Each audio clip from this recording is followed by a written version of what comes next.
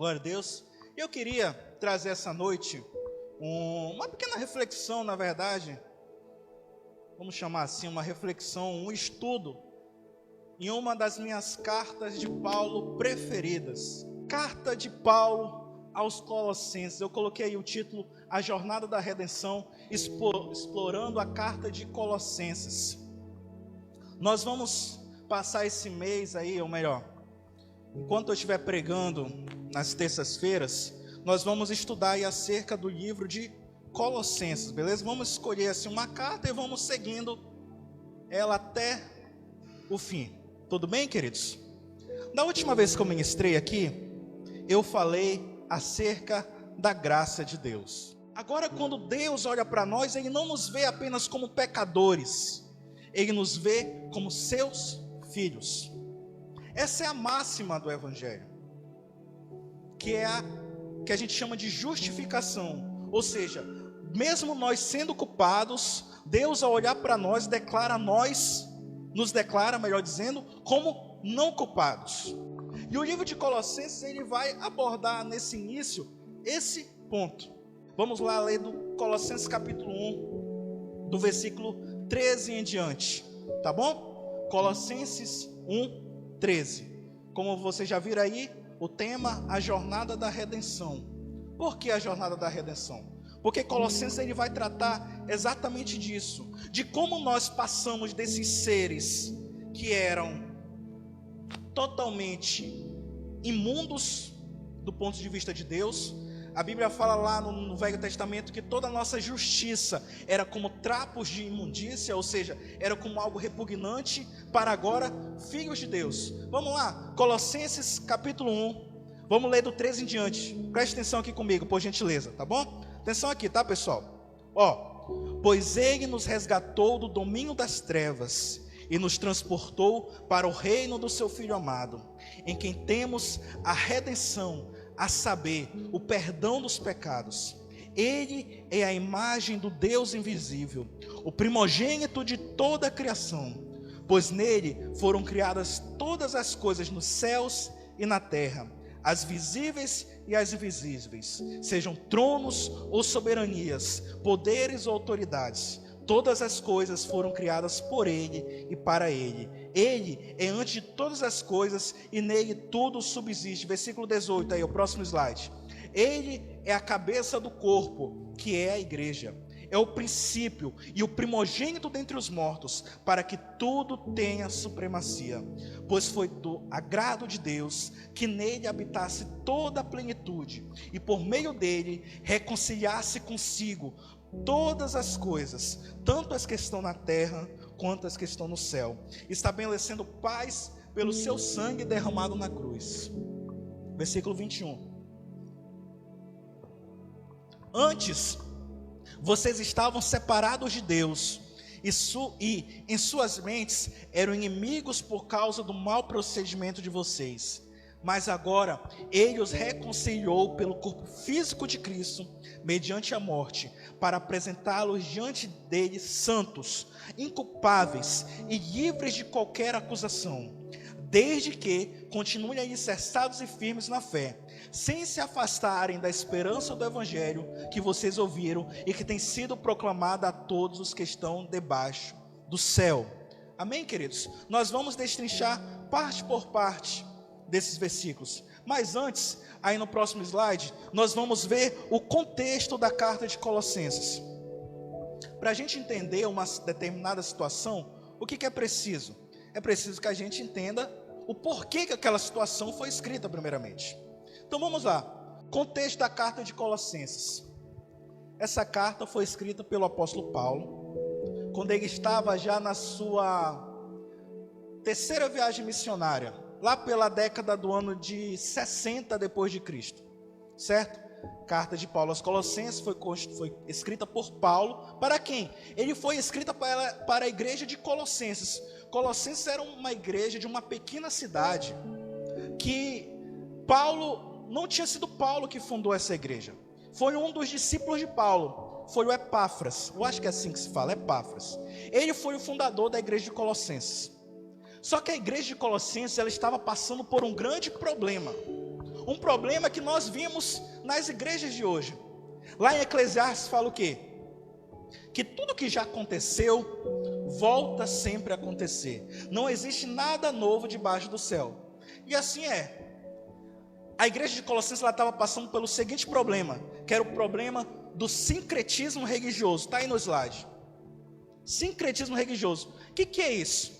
As pessoas lá da igreja de Colosso, eles estavam indecisos sobre o que de fato eles eram.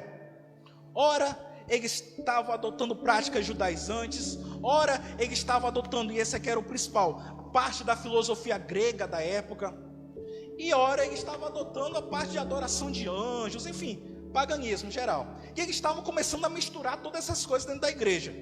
Diante disso, Epáfras foi até Paulo na prisão, relatou essa situação para ele, e Paulo resolve escrever para os colossenses. E a primeira coisa que Paulo aborda é o quê? Que era aí o cerne do problema que estava tendo lá em Colossenses. Eles estavam sem a consciência de quem era Jesus. Eles estavam, cara, e aí?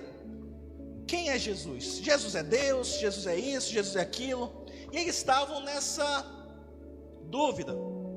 Coisa que, como eu falei, persegue até hoje a igreja. Coloca aí no slide 5, por favor, quem está aí no slide. Quem é Jesus? Esse é um dos pontos principais que a carta de Colossenses tenta, como posso dizer, dirimir quanto a essa dúvida. Quem é Jesus? Ainda hoje, muitas pessoas têm dúvidas acerca de quem é Jesus. Os gnósticos, falavam na época, Jesus foi uma das muitas emanações de Deus, ou seja, Jesus é uma manifestação de Deus, assim como milhares de outras. Os muçulmanos ainda hoje dizem que, não, Jesus foi apenas um profeta. Os espíritas dizem que, Jesus foi um espírito de luz evoluído. Tem os testemunhas de Jeová que dizem que Jesus não foi Deus, foi apenas filho de Deus, claro, mas ele não tinha o poder de Deus, ele não era Deus, era como se fosse um Deus menor. Tem várias outras doutrinas que tentam diminuir Deus. Os ateus, se Jesus existiu, foi apenas alguém ali, como eu posso dizer, alguém que, está até aqui no slide, alguém que era um rabino, que ensinava amor, enfim. Sempre a confusão sobre quem é Jesus, e essa confusão estava lá em Colossenses. Então Paulo começa, a primeira coisa que ele vai estabelecer: quem é Jesus? Quem é Jesus? Porque, queridos, uma coisa precisa estar bem certa no nosso coração: é acerca de quem é Jesus. Nós nos denominamos o quê? Cristãos, seguidores de Cristo, pequenos cristos. Logo, você deve saber quem é essa pessoa. É de fundamental importância. Hoje em dia o que acontece? Muitos da igreja são enganados, muitos da igreja são levados por seitas, etc. Porque não sabe o ponto fundamental da nossa fé, que é quem é Jesus. E Paulo ele vai logo colocando o pé na porta, dizendo quem é Jesus. Ele começa saudando lá os colossenses: Colossenses, beleza que vocês estão fazendo as coisas aí. Mas primeiro é preciso estabelecer uma coisa: quem é Jesus? E o que Jesus fez, mais precisamente, por todos nós. Versículo 13 fala assim, a preeminência da obra de Cristo na salvação. Pois Ele nos libertou do domínio das trevas e nos transportou para o reino do seu Filho amado, em quem temos a redenção, a saber, o perdão dos pecados. Primeira coisa que nós precisamos saber, queridos, acerca de Jesus, além de que Ele é Deus, é o que? É que foi Ele que nos libertou. Ele nos libertou do império das trevas. Queridos, existe um reino espiritual. Existe um reino espiritual. E esse reino espiritual, de certa forma, ele tem esse dualismo entre a luz e as trevas. Tanto que a primeira coisa que Deus criou nessa terra foi o quê? A luz. Que haja luz. Existe um reino espiritual. E nesse reino existe um reino denominado reino das trevas, ou império das trevas, domínio das trevas, domínio de Satanás, domínio do pecado. E antes, todos nós, sem exceção, estávamos nesse reino. fazíamos parte desse reino, vivíamos conforme os rudimentos do mundo, ou seja, vivíamos conforme o pecado, éramos escravos do pecado, escravos do pecado. E escravo não tem vontade, o escravo faz o que o seu senhor manda.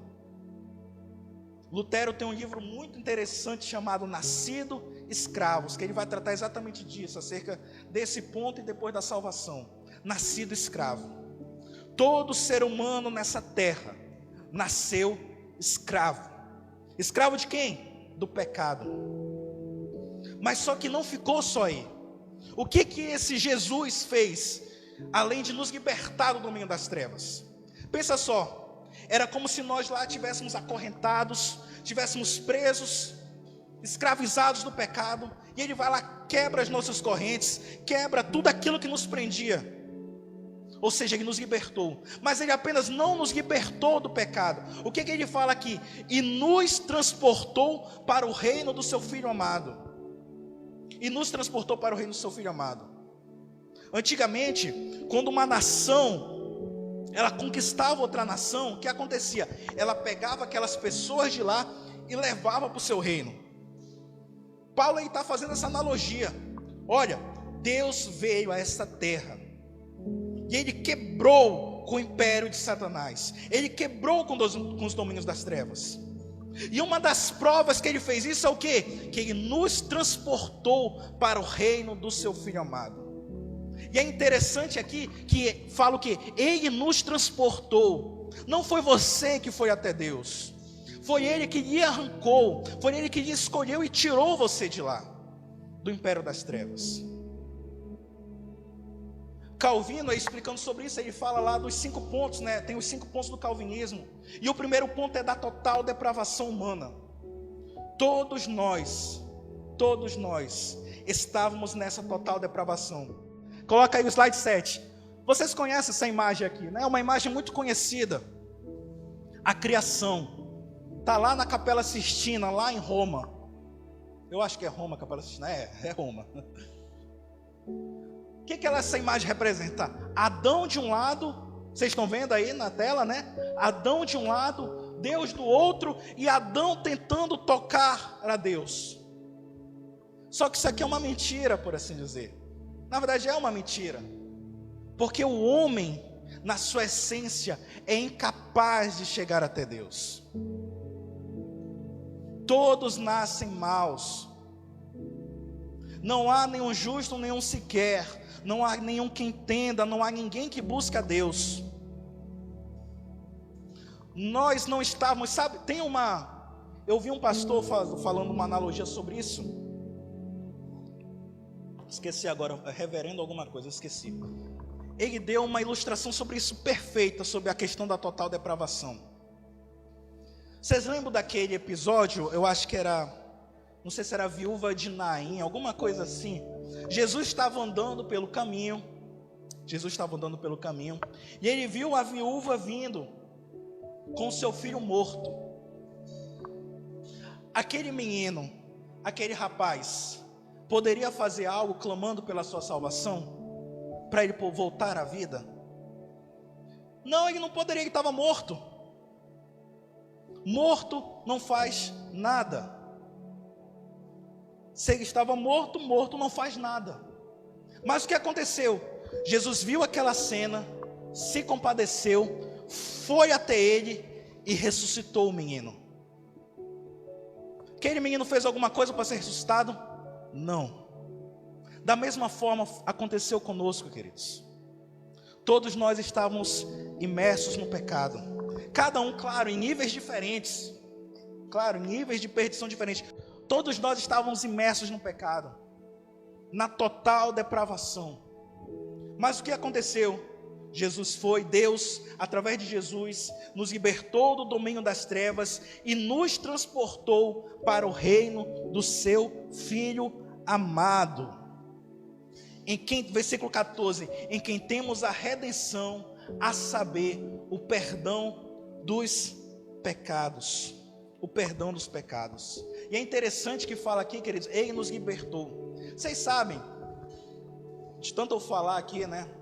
Eu tenho um costume, ainda mais no Novo Testamento. O Velho Testamento eu confesso que é até difícil eu fazer isso, mas no Novo Testamento eu faço bastante. Eu gosto de ver o original da coisa. Uma coisa é a tradução, outra coisa é original. O Novo Testamento foi escrito em grego. E o grego, ele é diferente da língua portuguesa. Ele tem diversos modos verbais para determinada coisa que no português só tem uma. Exemplo, lá eles têm um passado que é parecido com o português, um passado meio que continua, e um passado de plenamente concluído, um passado de concluído. Difícil entender, né? Mas vamos lá. Aqui no exemplo vocês vão entender. Palavra aqui, pois ele nos libertou. Esse verbo, ele está o que a gente chama no grego de aoristo passado, ou seja, plenamente passado. Algo que foi feito naquele momento, e naquele momento ele foi plenamente concluída aquela ação. Ou seja, quando Paulo fala aqui que ele nos libertou, ele está falando, olha, Jesus te libertou naquele dia da sua morte e ressurreição, e naquele dia, desde aquele dia vocês foram libertos, não há mais nada a ser feito. Ou seja, às vezes o nosso antigo senhor, ou seja, Satanás, ele vem querendo jogar um monte de coisa na nossa cabeça. Tem falhas que eu não consigo vencer, tem pecados que eu não consigo vencer, tem situações no meu comportamento que não, eu sou assim mesmo, eu sempre fui assim, eu não vou conseguir vencer isso. Mas o que Paulo está falando aqui? Olha, você já foi liberto plenamente. Todas as questões são mentiras do antigo dominador. Você foi plenamente liberto. Você foi plenamente liberto. Você foi plenamente liberto do pecado. Você foi plenamente liberto do sofrimento. Você foi plenamente liberto de tudo aquilo que lhe aflige nesta terra. Por causa de quem? Por causa do seu Filho amado Jesus, em quem temos a redenção e a remissão dos pecados. Ou seja, Ele é aquele que nos libertou plenamente. Ele é aquele que nos trouxe para perto, e além de nos trazer para perto, Ele nos dá uma nova natureza. Antes nascidos escravos, antes escravos do pecado, mas agora servos dele, filhos dele. Então, queridos, primeiro ponto que Paulo fala acerca de Jesus é o que? Jesus é aquele que é o suficiente para a nossa salvação. Todo esse resumo aqui, todo esse versículo de 13 ao 14, Paulo pode se resumir a isso. Colossenses, igreja, parem de procurar outras coisas. Jesus é suficiente. Olha só o que Ele fez, Ele libertou, Ele trouxe e limpou. Jesus é suficiente. Você não precisa andar por aí procurando coisas, procurando filosofias, autoajuda, isso, aquilo. Claro, às vezes ajuda, mas saiba de uma coisa: Jesus é plenamente suficiente para você. Jesus é plenamente suficiente para a nossa salvação. Por isso que Ele fala lá em João 14, olha, não se preocupem, não deixe o seu coração preocupado. Creiam em Deus, creiam também em mim, diz Jesus. Eu estou com vocês. Sou eu que faço tudo, em resumo, né? É Jesus que faz tudo, queridos. Às vezes, por isso que eu comecei fazendo o link com a minha antiga ministração. Às vezes nós ficamos com essa tendência: não, eu preciso fazer algo que é para Deus me abençoar. Não preciso jejuar, eu preciso orar, eu preciso fazer isso, preciso aquilo. Não, queridos. Claro, isso é importante, é de extrema importância, uma coisa não anula a outra. Mas saiba que não é por causa disso que Jesus está com você. Não é porque você jejua muito que Jesus está com você. Não é porque você ora muito, não é porque você lê muito a Bíblia que Jesus está com você. Ele está com você porque Ele escolheu estar com você. Ele ama. E quando vier a preocupação, quando vier o desespero, quando vier as coisas dessa vida, porque de fato vem, porque essa terra ela foi amaldiçoada por causa do pecado. Quando vier essas coisas, lembre-se disso. Cara, eu já fui liberto dessas coisas. Eu já fui liberto desse apego a esta terra. Eu já fui liberto da escravidão do pecado. Eu estou num novo reino agora. Não por méritos meus, mas por méritos de Jesus. A preeminência da obra de Cristo na criação. Vamos ler aí, ó. Ele é a imagem. Então vamos lá. Ele já apresentou o que Jesus fez. E agora Ele vai apresentar como Jesus é, como Jesus está.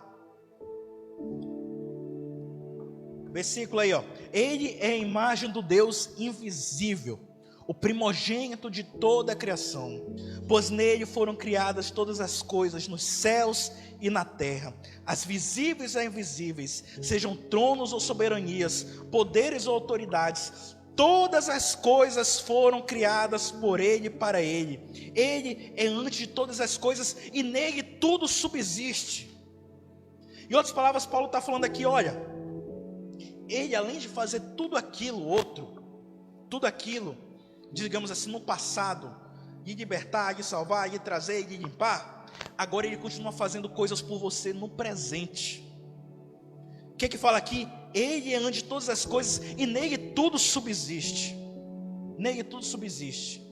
Queridos, às vezes a nossa mente racional leva a pensar o quê? Que Deus deu o start e tudo continua porque Deus deu start. Ah, por que a terra gira ao redor do sol? Sei lá, porque em algum momento foi feito esse momento e aí continuou. Por que você respirar? Porque eu respirei a primeira vez e assim continuei. Não. Paulo fala que em Deus, em Jesus, todas as coisas subsistem. Todas as coisas. O que ele está falando aqui, queridos? Deus está nos mínimos detalhes da nossa existência. Deus está nos mínimos detalhes deste universo. O sol, a terra gira ao redor do sol, porque Deus está lá girando. A força condutora de Deus está lá. Seu coração bate, porque Deus está atento a isso. Não existe nada no automático neste mundo.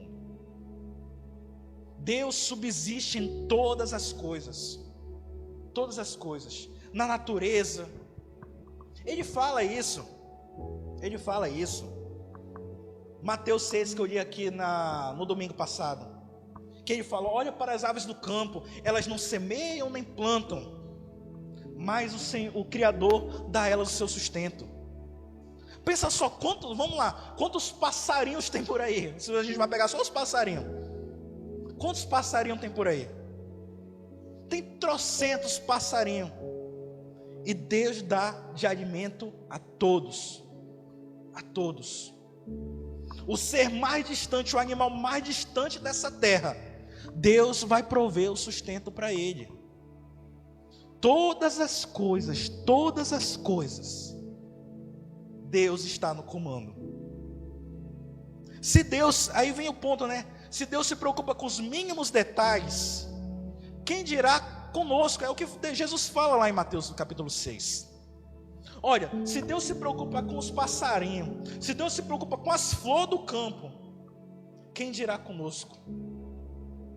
Paulo está reafirmando isso aqui, olha, ele é a imagem do Deus invisível. Ele é a imagem do Deus invisível. Ou seja, se você quer ver Deus, é só olhar para Ele. Ele é a imagem de Deus invisível. Porque os colossenses tinham muito essa necessidade de saber como é Deus, porque eles viam, os pagãos tinham isso, entendeu? Tá, cadê Deus? Quem é Deus? Paulo fala, olha, olhando para Jesus, você verá Deus. Ele é a imagem do Deus invisível, o primogênito de toda a criação, ou seja, Ele é aquele que tem a preeminência de toda a criação, porque Ele é o próprio Deus. Nele foram criadas todas as coisas, nos céus, na terra, as visíveis e invisíveis, ou seja, toda a soberania, os poderes e autoridades. Todas as coisas foram criadas por Ele e para Ele. E além disso, além de Jesus ser a imagem de Deus, além de toda a terra, toda a existência ser criada por causa dele, Ele continua cuidando de tudo na sua criação. Ele continua cuidando de tudo. Ele cuida dos mínimos detalhes, já falei isso aqui várias vezes. Ele cuida dos seus problemas, Ele cuida das suas dores, Ele está ciente, por menor que seja a coisa, Ele está ciente, queridos. Ele está ciente de todas as coisas. Vamos avançar, slide 9, já terminando, mais uns 5 minutinhos só. Slide 9. A preeminência da obra de Cristo na harmonia. Atenção aqui, queridos, esse aqui é um dos pontos mais importantes, eu peço a atenção de vocês. Vamos lá, ler aqui, versículo 21. Isso inclui vocês, que antes estavam longe de Deus, eram seus inimigos, dele separado por seus maus pensamentos e ações. Agora, porém, ele os reconciliou consigo por meio da morte do Filho no corpo físico. Como resultado, vocês podem se apresentar diante dele santos, sem culpas e livres de qualquer acusação. Queridos, subcontexto disso aqui. Aqui Paulo está apontando lá para o momento da queda do homem. Quando o homem pecou lá no jardim do Éden ainda, o homem se tornou inimigo de Deus. Inimigo de Deus. Toda a terra se tornou, de certa forma, inimiga do homem e inimiga de Deus. Lá em Gênesis fala que a terra foi amaldiçoada por causa do pecado do homem. E a partir daquele momento, o homem estaria todo o tempo sob tormento dessa terra. Ele teria que trabalhar para conseguir as suas coisas, ele teria que sofrer para ter seus filhos. Inimigo de Deus, totalmente separado. Mas o que Paulo está falando aqui? Olha, nós antes éramos inimigos de Deus. Lembra lá da total depravação que eu falei? Antes, inimigos de Deus. Mas agora, por causa de Jesus, nós nos reconciliamos com Ele. Nós fizemos as pazes com Ele, em paz com Deus. Em paz com Deus. O homem que antes era inimigo, o homem que antes vivia todo o tempo na luta contra Deus, agora ele estaria em paz com Deus. Ele poderia andar em comunhão com Deus novamente. Deus seria para ele como pai, e nós humanos seríamos para Deus como filhos de novo. Aqui, queridos, está toda a essência, está todo o resumo do plano da salvação de Deus. Nós não somos mais inimigos de Deus. Nós já fomos inimigos de Deus. Todos nós fomos inimigos de Deus. Mas agora nós temos paz com Deus. E quando eu digo paz, não é a paz que Ele nos dá, não. Nós estamos em paz com Deus. Deus não está mais irado com o homem. Às vezes a gente olha para o Velho Testamento, né? Cheio de morte. Deus vinha sem pena mesmo. Pecou, quem pecar vai morrer. Filho desobediente, pode matar. Roubou, pode matar. Cidade foi ruim comigo, pode matar. Vamos dizer assim, Deus vinha sem pena. Porque era isso, nós estávamos como inimigos de Deus. Alguns poucos eram escolhidos, aí Deus resolvia separar. Mas a humanidade em si estava em guerra com Deus. Mas quando veio Jesus, tudo mudou. E nós que antes andávamos em guerra com Deus, nós que antes andávamos em trevas com Deus, agora temos paz com Deus novamente. Fomos reconciliados, fomos religados em Deus. Nós que antes éramos inimigos. Por isso você pode ver que quando a coisa mudou para o Novo Testamento, parece, isso é tão radical que já houve heresias no primeiro século, no segundo século, dizendo o quê? Que era como se fossem dois deuses diferentes. Existia um Deus do Velho Testamento que era mau e o Deus do Novo Testamento que era bom. Não, é o mesmo Deus. Mudou a situação. Antes nós estávamos em guerra com Ele. Antes a terra era inimiga dele. Ele, pela sua misericórdia, não vinha destruir. Porque, como eu já ministrei aqui, se fosse eu, destrui logo. Estão me fazendo raiva? Vou destruir. Mas não, Ele aguentou, vamos dizer assim, ali, aquele momento. E quando veio o seu Filho, quando Ele morreu pelos nossos pecados, nós fomos reconciliados, justificados. Deus declara uma pessoa que é pecadora como não pecadora através da justificação. Eu lembro, um exemplo disso, eu lembro quando eu ministrava para os pequenininhos lá em cima, eu explicando, era sobre esse texto mesmo até aqui. Tentar explicar justificação para criança, é pesado, mas tentei. Aí eu dei o exemplo assim, olha, imagina que é como se fosse uma capa. Você está todo sujo, você está todo imundo, você está nojento. Toda pessoa iria lhe negar, mas vem Jesus e coloca como se fosse uma capa em você, e essa capa é muito bonita, e essa capa faz com que você fique limpo, que você pareça limpo, e agora as pessoas podem chegar perto de você. Essa é a justificação. Quando Deus olha para nós, Ele não olha mais o pecado horrendo, Ele não olha mais com ira, Ele olha agora com amor, porque nós estamos justificados. Quando Ele olha para nós, Ele não olha mais o pecado, Ele olha o sacrifício do seu Filho por nós. Mas diante disso, deixei aqui 3 pontos para nós refletirmos. Nós vimos aí que Cristo, que Paulo começa a apresentar o Cristo como o centro de tudo. Cristo é o que harmoniza tudo. Cristo é aquele que nos resgata. Cristo é aquele que mantém esse mundo funcionando. Cristo é a autoridade máxima nos céus e na terra. Aí ficam aqui 3 perguntas para todos nós, né? Qual tem sido ou quem tem sido a autoridade máxima de nossa vida? Segunda pergunta, quem ou quem tem sido o centro da nossa existência? Jesus, a igreja, filhos, quem tem sido a nossa existência? Obrigado, mano. E a terceira, que é a mais importante, quem tem sido Jesus para você, queridos?